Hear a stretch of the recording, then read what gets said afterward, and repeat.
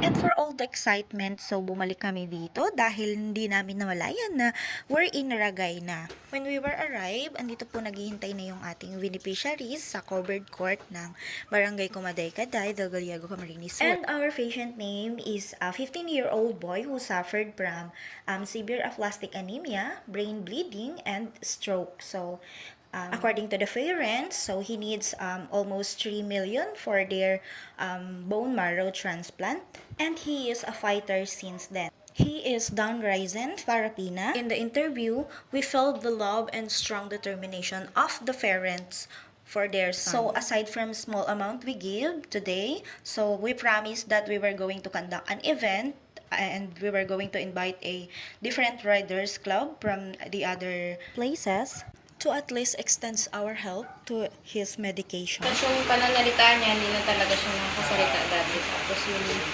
parang nagka-amnesia. Nag-aaral siya. Anong grade niya? Grade 9. Grade 9? Oh, grade 9. And habang nag-interview naman yung iba naming kasamahan dun sa loob, nakikipagkwentuhan. So, yung iba naman ay nag-enjoy dito sa labas, of course. Nangunguha sila dyan ng pananim na magic fruit. Kita nyo naman, patuhad-tuhad. Oo, okay yan. Ang pangit na puta. Tayo! Palit-palit, ayan. Ayun, binigyan ako ni Vice. Kumain ka dyan, napakatamis. Ay. And later on, nagpaalam na rin kami dahil may iba pang purpose yung aming pagsinsay dito sa may Del Gallego, Camarines Sur.